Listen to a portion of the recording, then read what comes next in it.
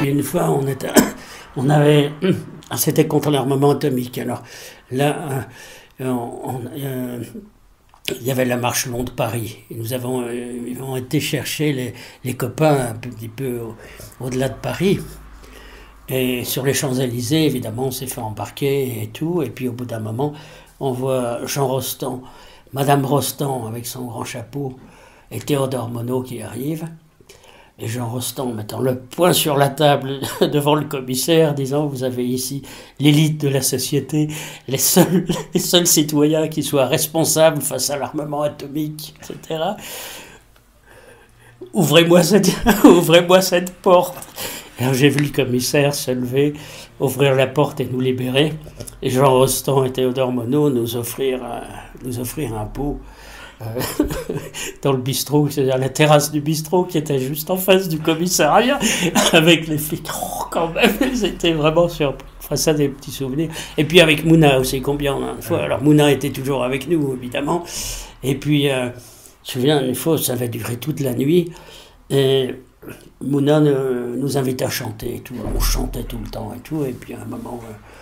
le flic sortait, il disait « Taisez-vous, taisez-vous !» Puis Mouna faisait 1, 2, puis hop, on repartait. Alors ça, c'était sympa.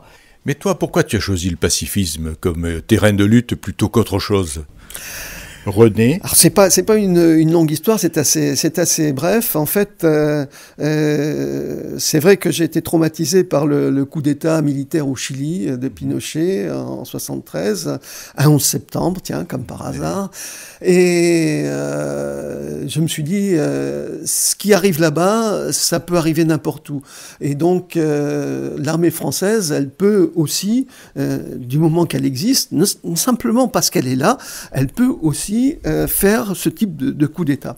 Donc, c'est quelque chose de dangereux, l'armée, il faut essayer de réagir contre. Donc, la première chose que j'ai faite, c'est d'essayer de jouer aux pompiers. C'est-à-dire que j'ai participé aux campagnes d'Amnesty International, à la création de groupes d'Amnesty International, etc.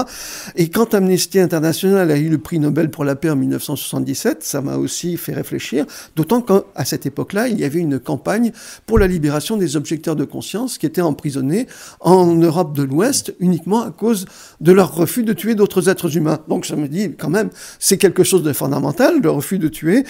Il faut agir contre la guerre et c'est par ce biais-là qu'on pourra arriver à avoir une société enfin humaine. Alors, toi, tu t'occupes de l'international, tu voyages beaucoup pour l'Union pacifiste à cause de l'international des résistants à la guerre. J'ai vu que tu étais même allé à l'ONU. Raconte-nous un petit peu tout ça. Alors, c'est vrai que je suis plutôt de tendance non textile. Alors, aller se baigner à New York, c'est pas un problème. Effectivement, en 1992, ça a été un grand moment pour les pacifistes français. La délégation de l'Union pacifiste a été reçue à l'ONU par une personne spécialisée dans le désarmement et qui avait un rang d'ambassadeur en la matière, et qui a reçu nos pétitions pour le désarmement unilatéral de la France et qui a encouragé ce type de démarche en disant que, effectivement, si on voulait la suppression de la guerre, il fallait quand même supprimer les armées et arrêter de fabriquer des armes, que c'était la moindre des choses et qu'elle était tout à fait d'accord avec notre démarche. Et donc, c'était quelque chose de très positif. Et en même temps, c'était en 92, donc c'était les 500 ans de la découverte de l'Amérique par Christophe Colomb. Nous, on est venus 500 ans après, et c'est vrai qu'on a partagé avec nos amis de la World History League des moments inoubliables, et j'ai eu l'honneur d'être le premier Français à assister à un congrès de la World History League dans l'Oregon, sur la côte ouest, et là, ça a aussi été un très grand moment. J'ai pu rencontrer des chefs indiens, mais qui sont habillés comme nous, en jeans, etc., hein, qui n'ont pas d'uniforme particulier. Et sous ces grandes forêts de séquoias, on a pu échanger sur les choses vraiment fondamentales de l'existence, comme on parle en ce moment. Et c'était aussi quelque chose d'inoubliable. Alors là, on parle de l'Amérique du Nord, tu es allé aussi en Amérique du Sud, au Brésil. Oui, je vois que tu me suis à la trace. Effectivement, on a eu 2 ans plus tard, en 94, une assemblée générale, une triennale, donc, de l'Internationale des résistants à la guerre, puisque à New York, c'était qu'un conseil d'administration de l'Internationale des résistants à la guerre, et on en a profité, nous, pour aller un petit peu plus loin, quoi, dans notre découverte de nos amis yankees qui se battent vraiment avec un courage extraordinaire dans le ventre de la plus grande puissance militariste du monde. Et quand on sait là-bas que c'est très difficile, il y a des interdits professionnels très rapides, non officiels, bien entendu, mais on a du mal à survivre matériellement quand on a des idées clairement antimilitaristes aux États-Unis. Et alors, dans les États-Unis du Brésil, puisque ce sont des... Il y a aussi des militaires au Brésil. Quand on y était, non, c'était plus des militaires. Heureusement, Ossarès n'était plus là, il ne donnait plus de conseils aux militaires brésiliens et à la haute école de torture du Brésil qu'il avait impulsé, hein, on peut le dire, le général Paul Ossarès, un Français, qui donnait aussi des cours, d'ailleurs, à l'école des Amériques, à l'école des Amériques à Fort Benning, en Georgie, qui s'appelle Institut des Hémisphères et qui vient encore de changer de nom parce qu'ils traînent trop de casseroles. Alors ils font comme les grandes multinationales, ils changent de nom. Et donc, effectivement, il a enseigné un petit peu tous les militaires du cône sud de l'Amérique latine. Et ça avait commencé par le Brésil avant l'opération Condor, la déstabilisation des démocraties en Amérique latine.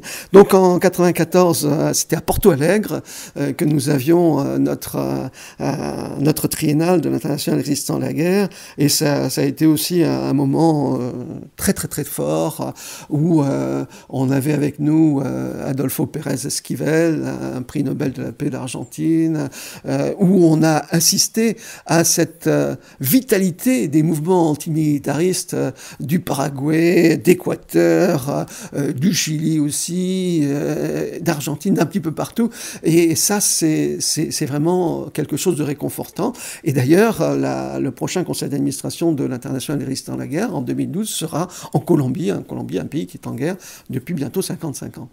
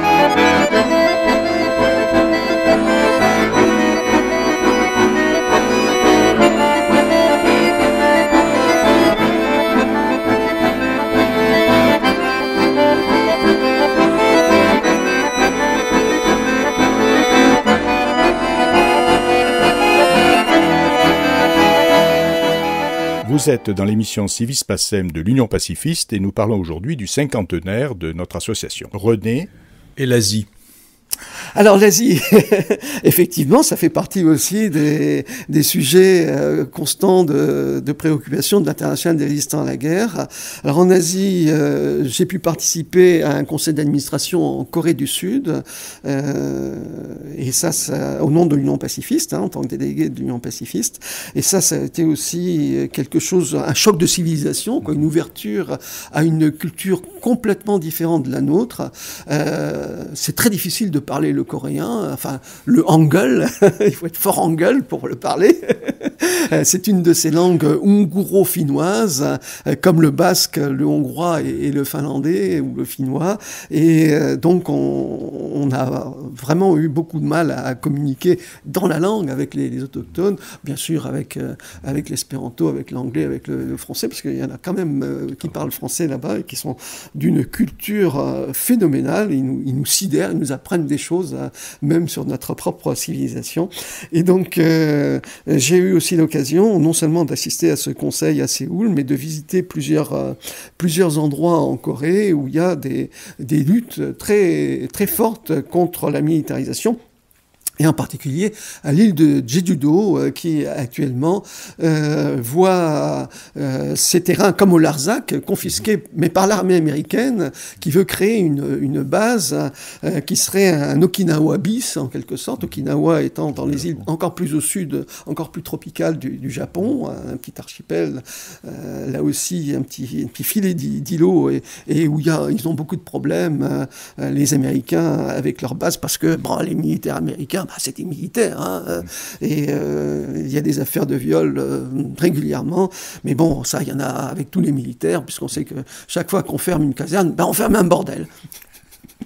Alors, il y avait donc la Corée du Sud, et puis il y a eu l'Inde aussi, où on a eu deux réunions auxquelles j'ai pu participer. La première était un séminaire en Orissa, donc sur la côte du golfe du Bengale, et c'était très intéressant dans le cadre aussi d'un institut gandhien, et qui nous a permis d'entrer en contact avec Swadina, la section indienne de Calcutta, parce qu'il y a plusieurs... L'Inde est un sous-continent, c'est très grand, c'est aussi grand que l'Europe, et donc c'est vrai que cette section-là fait un travail énorme d'émancipation à la fois des femmes et des intouchables. Et d'une émancipation par l'économique en leur apportant des outils qui leur permettent de gagner de l'argent à leur façon, mais pour les besoins fondamentaux, et en créant des communautés, de l'entraide, mais des choses très concrètes et vraiment sans... c'est pas le charity business comme on a l'habitude de le voir, c'est des gens comme toi et moi qui se retroussent les manches et qui disent, là, on a un problème, il faut qu'on arrive à trouver une solution. Et ils y arrivent. Et c'est ça qui est fantastique.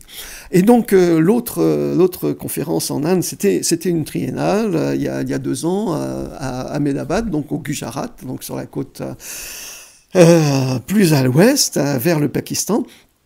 Et là aussi, quelque chose de très enrichissant, avec une autre section indienne qui est très, très en pointe dans les revendications, en particulier au niveau de l'autonomie des coopératives agricoles, et puis des luttes contre le nucléaire, contre les grandes implantations multinationales dans le pays.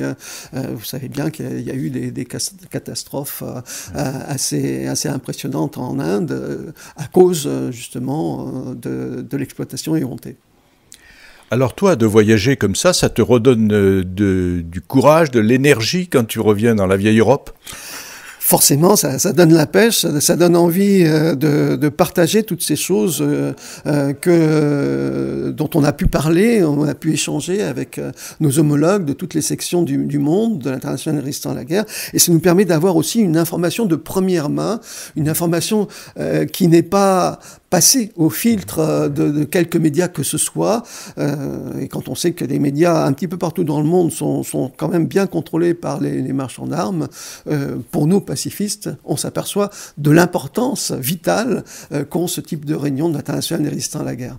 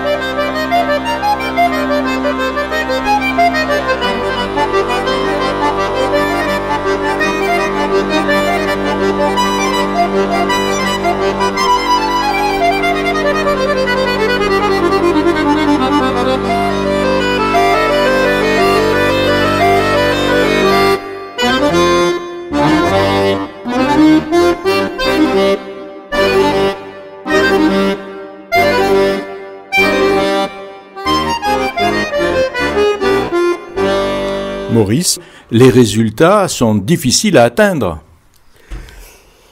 C'est vrai, parce qu'on a eu peu de résultats, hein, mais on a quand même eu un certain nombre d'objecteurs qui ont fini par être libérés. On a réussi à libérer des gars qui étaient en grève de la faim.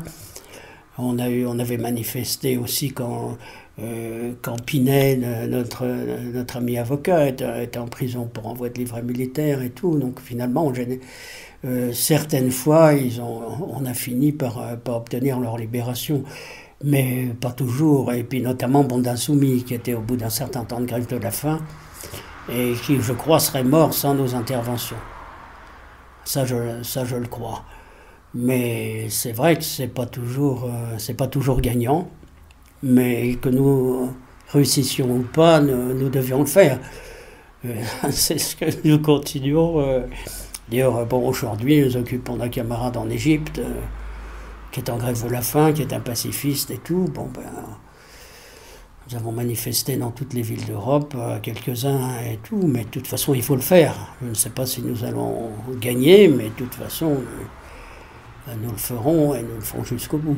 Alors justement, comme tu t'occupes aussi sur le plan international des objecteurs, est-ce que tu penses que l'intervention de personnes comme toi, à travers le monde, est utile pour les faire libérer, justement un peu le travail que fait Amnesty International pour les prisonniers, mais vous, essentiellement, sur les objecteurs? Ah oui, je le crois, parce que d'abord, nous avons réussi quand même à faire libérer un certain nombre de gars, notamment, je me souviens d'un objecteur sud-africain, qui était un blanc qui refusait d'aller tirer sur les noirs dans les townships. C'est vraiment nos manifestations qui ont réussi à le faire sortir.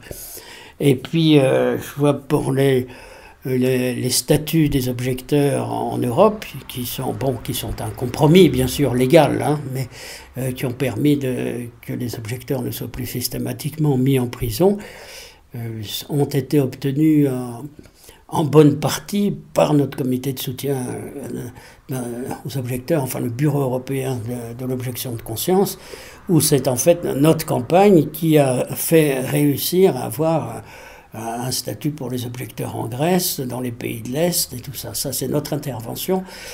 Parce que nous avons travaillé, évidemment, les députés du Parlement européen, au Conseil de l'Europe, à l'ONU, on a travaillé avec ces gens-là, bien sûr, hein, c'est pas uniquement nous, mais c'est quand même... Et puis il y avait un courant à cette époque qui le permettait plus, mais c'est quand même en grande partie notre action qui a permis qu'il y ait ces statuts. Et actuellement, nous butons notamment sur la Turquie, qui a encore des objecteurs en prison et qui refuse de faire un statut pour les objecteurs. Mais nous avons quand même été à Istanbul pour la première réunion en faveur de l'objection de conscience qui a été faite dans une université. Nous avions organisé ça avec l'université, c'était la première fois, donc ça commence à bouger un petit peu. De même que nous avions eu une première réunion pour ça à Belgrade, et ensuite il y a eu le statut. Bon, alors c'est pas que nous, hein, je ne veux pas nous gober, c'est pas que nous, mais disons que nous avons fait avancer les choses, quoi. On a contribué à ça, et que je crois que, sans nous donner de félicitations, nous avons contribué à ces évolutions, même si c'est encore bien petit par rapport à ce que nous aurions voulu. Alors, c'est encore nécessaire aujourd'hui que l'Union pacifiste existe parce que est-ce qu'il y aura toujours des guerres? Est-ce qu'il y aura toujours des gens à défendre? Alors, ça, c'est toujours des guerres, ça je ne le sais pas, mais tant qu'il y en aura, l'Union pacifiste sera présente, en tout cas. Et s'il n'y avait pas d'Union pacifiste, ça voudrait dire qu'il n'y aurait plus aucune guerre dans le monde, aucune arme qui circule, aucun objecteur de conscience ou insoumis en prison, etc. Donc nous aurions gagné, mais là je ne crois pas évidemment connaître ça. Donc l'Union pacifiste a vraiment son rôle très important maintenant. Nous avons fait connaître des tas de choses sur la France-Afrique, sur le commerce des armes, que peu d'associations font. Il y en a d'autres, hein, évidemment, il y a Amnesty, il y a Survie, il y a un certain nombre d'organisations, mais nous avons contribué à faire connaître déjà ces choses-là, que ce ne soit pas complètement inconnu. Et puis bon, nous participons au collectif contre la guerre en Libye, en Afghanistan, pour essayer de faire revenir les troupes. Alors évidemment, ça ne marche pas vite, et puis même si beaucoup de Français sont d'accord, nous sommes un tout petit noyau à militer, mais il faut quand même qu'il y en ait qui le disent. Il faut qu'il y ait des gens qui manifestent, il faut des gens qui le disent, sinon on pense que le courant n'existe plus. Et puis nous voulons vraiment montrer que la préparation de la guerre elle-même est un crime. D'ailleurs, Théodore Monod disait, hein, la préméditation d'un crime est déjà un crime. Il faut supprimer les armements. Et il faut absolument, d'ailleurs, à Saint-Amand-Montrond, et les camarades m'ont demandé de parler du désarmement unilatéral, qui paraît un peu farfelu. Mais pour nous, il s'agit d'un désarmement complet. C'est ce que nous demandons. Nous n'allons pas... Nous ne pensons pas du tout que le gouvernement français va accepter le désarmement unilatéral de la France complet prochainement. Mais c'est ce que nous devons demander. C'est notre position. Pour nous, c'est la position la moins dangereuse, la moins farfelue, même si elle n'est pas exempte de risque. Ça, c'est évident. Mais c'est la seule solution qui nous paraît à la fois morale et réaliste par rapport à la course aux armements. Et pourtant, ce sont souvent les femmes qui réussissent. Par exemple, il y a eu les mères de la place de Mai, les femmes ou les mères des soldats russes. C'est des mouvements qui sont assez puissants, qui sont très persévérants, qui durent des années et qui obtiennent des résultats. Marie-Catherine. Oui, mais ils obtiennent des résultats une fois que les dégâts sont déjà faits. L'intérêt du pacifisme, c'est justement de prévenir plutôt que d'essayer, non pas de guérir, mais de panser les plaies. Donc, en ce sens-là, c'est très bien et c'est important parce qu'on voit que les femmes peuvent s'organiser de façon efficace. Mais ça sera encore mieux si hommes et femmes prévenaient les guerres et les conflits de façon à ce qu'il n'y ait pas cette étape-là justement à faire. Une fois qu'il n'y a plus d'hommes, parce qu'en fait les femmes se mobilisent parce que les hommes ont disparu.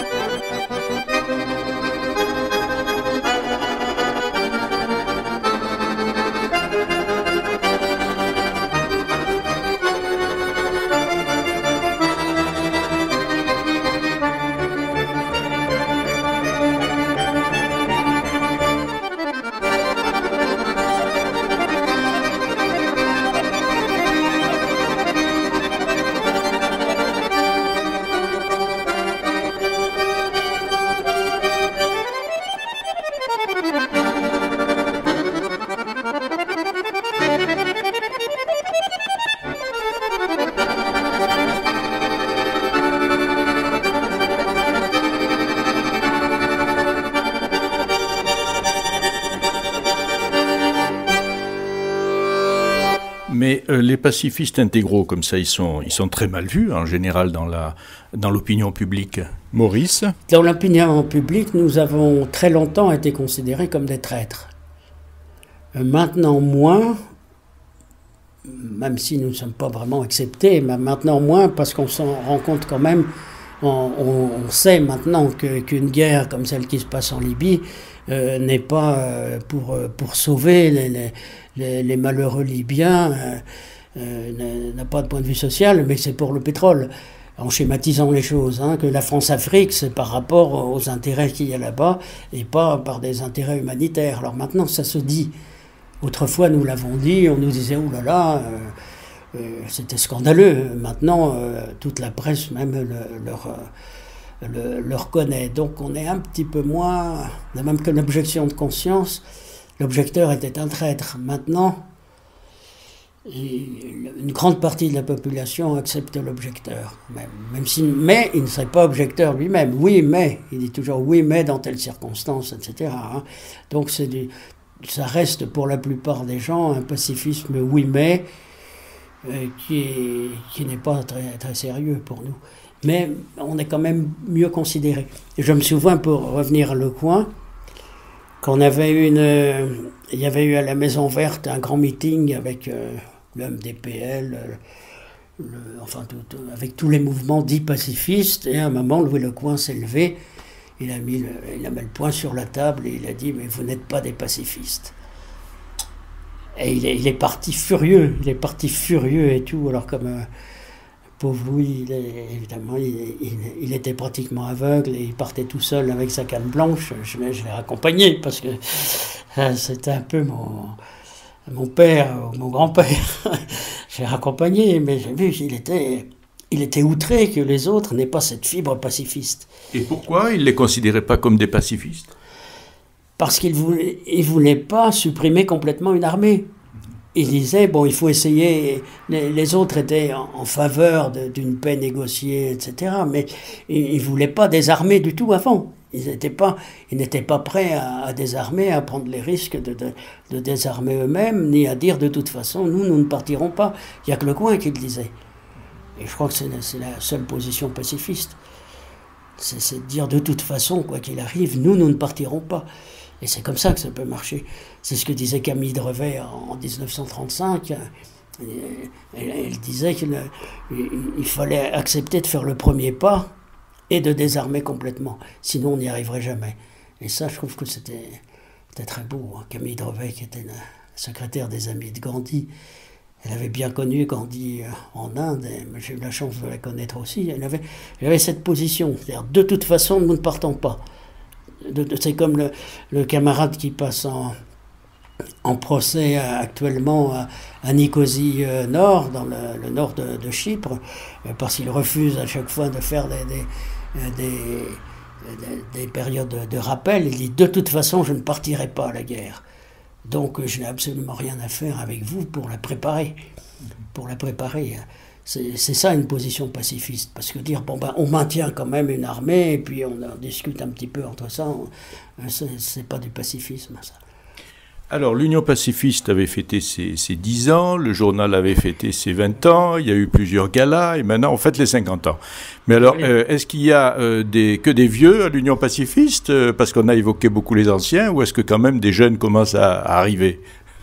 Ah mais il y a quand même des jeunes, hein, faut pas dire. mais effectivement, il faut reconnaître que, comme beaucoup de mouvements anciens, il n'y a pas beaucoup de relève. Et ça, c'est inévitable. Je ne critique pas les jeunes parce qu'on les trouve dans les manifs, on les trouve dans les procès. Ils ont conscience des choses, hein, la plupart des jeunes, du moins ceux qui ont un peu une fibre militante. Mais porter à bout de bras une association, un mouvement pendant des dizaines d'années, c'est pas leur truc. C'est pas leur truc et je le comprends. Bon, moi j'ai consacré ma vie.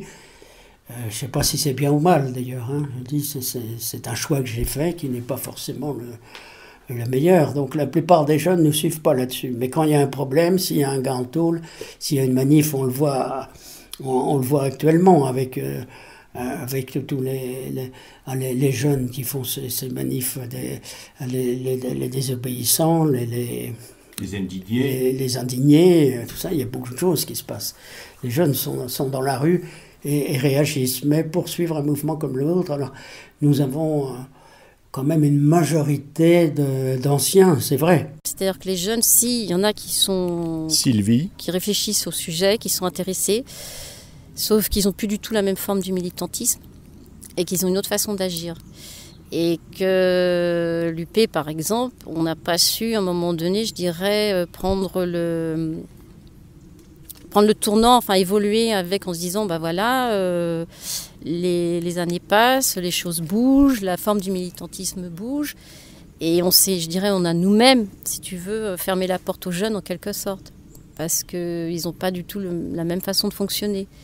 Et je pense qu'il faut accepter aussi notre forme de militantisme, même comme si dit Maurice par exemple, ouais mais nous on travaille sur du long terme, parce que c'est vrai que les jeunes au jour d'aujourd'hui, ils aiment les choses qui bougent, ils vont faire une action sur peut-être, je sais pas moi, bon, un jour, mais même sur un mois, enfin analyser quelque chose sur une certaine période et arrêter et passer sur autre chose. Donc il y en a qui diraient que c'est du zapping, mais en même temps c'est leur forme de militantisme et je dis que après tout, ça peut donner quelque chose au bout du compte aussi. Alors aujourd'hui dans l'Union pacifiste, on regrette de ne pas avoir assez de jeunes, etc. Mais toi quand tu es arrivé dans l'Union pacifiste, il y avait aussi des vieux, tu étais considéré comme justement la nouvelle énergie. Alors comment tu étais perçu par tous ces vieux ? René ?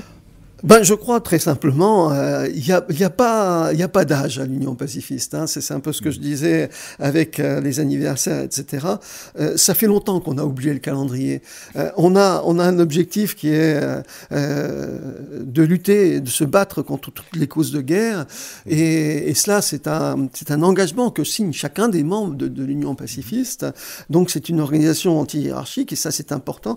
Et donc on est perçu vraiment comme une des pièces du puzzle, c'est tout. On est tous différents, certes, mais on a tous envie d'avancer dans le sens justement de la suppression de l'armée.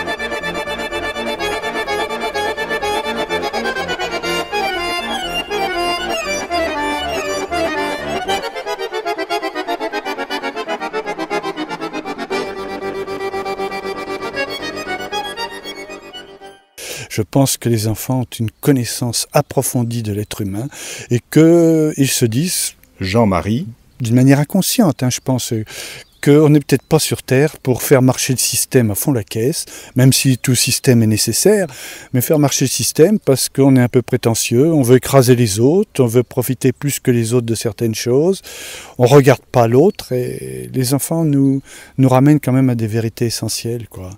On a beaucoup travaillé en commun, travaillé en association pour aider ceux qui avaient des difficultés dans tel ou tel domaine. Donc je crois que les enfants nous réapprennent beaucoup de choses sur le pacifisme vrai, pas un pacifisme, je dirais, excessivement raisonnable, mais un pacifisme profond, viscéral, oserais-je dire. Ça c'est très très important et c'est ce que j'essaye à travers mes petits écrits dans l'Union pacifiste, dans la revue, de faire passer, et dans les livres aussi, puisque j'ai écrit 2 livres, un sur le métier d'instituteur et un sur la créativité des enfants, pour montrer jusqu'à quel point les enfants ont une connaissance profonde de l'être humain. Vraiment une anthropologie extraordinaire. Donc alors, je crois qu'il faut faire passer ça. Les instituteurs ont été toujours un peu à la pointe du pacifisme. Ils ont tenu des congrès à Chambéry avant la guerre de 14. Leurs syndicats étaient très engagés dans le pacifisme, enfin certains syndicats des instituteurs. Est-ce qu'il te semblerait que dans cette profession, il reste encore cette idée du pacifisme ? Il y a des gens quand même comme Célestin et Élise Freinet qui ont été des gens extraordinaires et qui ont fait passer quand même l'enfant avant tout système, tout en ayant une éducation sérieuse au niveau intellectuel. Et je crois que c'est vrai qu'il y a beaucoup de gens qui ont fait des choses extraordinaires. Maria Montessori qui a fait des très belles choses. Et puis Neil aussi, Libres enfants de Summerhill, qui a bercé, je dirais, mon adolescence. C'est des choses vraiment qui ont eu une importance extrême pour moi. Et puis, il y a ce courant un petit peu, et parce que je pense que les instituteurs, institutrices sont restés, pour beaucoup, encore, au contact de l'enfance, mais d'une enfance véritable, d'une enfance proche de la nature, proche de sa propre nature, et qui n'ont pas encore été trop formatés par le système, même si maintenant ça arrive souvent, ça arrive beaucoup. Mais alors, est-ce que les vieux sont plus écoutés, en tout cas, même si la relève n'arrive pas tout de suite? Est-ce qu'ils sont plus écoutés? Par exemple, Stéphane Hessel, avec son mouvement des indignés, a relevé non seulement en France, mais en Europe, des jeunes. Et est-ce que maintenant, par exemple, l'Union pacifiste, ce que disent les pacifistes, est plus écouté par les jeunes? Oui, enfin, disons que les jeunes, même s'ils ne veulent pas suivre exactement notre chemin, ils ont beaucoup de ceux qui ont un peu de conscience politique quand même, hein, ont beaucoup de respect pour nous. Maurice? Ils nous écoutent. Ils nous écoutent et ils vont faire leur chemin de militantisme à eux. Mais on sent qu'on est écouté, les charriages sont amicaux. On n'a pas l'impression d'un rejet comme si nous étions des vieux schnocks qui avions vécu la guerre de 14, et puis, etc. On a quand même on a une sympathie de leur part, et je pense qu'on peut leur faire confiance pour qu'ils fassent quelque chose, même si ce sera quelque chose de différent de nous. Mais nous sommes plutôt écoutés quand même, hein, très... Ils sont chouettes avec nous, en tout cas. Alors, on peut les inviter au cinquantenaire, et puis là, ils vont écouter, ils vont entendre parler de Jean Giono, de Bernard Clavel, ils vont entendre parler de Louis Lecoing, bien sûr, et puis de bien d'autres. Et donc, comme ça, s'ils nous écoutent, ben, peut-être que la graine a été semée. Merci Maurice Ponté. Alors nous arrivons à la fin de notre émission. J'espère que ces quelques témoignages que vous avez entendus tout au long de l'émission vous auront donné envie de venir nous rencontrer. Et je vous rappelle d'ailleurs un peu les dates des rencontres que nous avons organisées à Paris. Alors je vous le rappelle, donc le vendredi 11 novembre à 11h, rendez-vous au Mur de la Paix, qui se situe derrière l'école militaire sur le Champ de Mars à Paris.